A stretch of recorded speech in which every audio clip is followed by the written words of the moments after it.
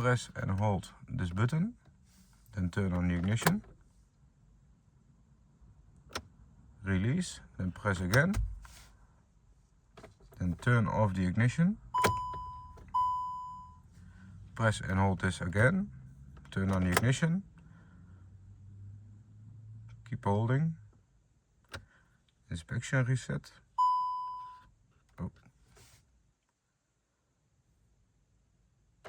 again, press and hold this button,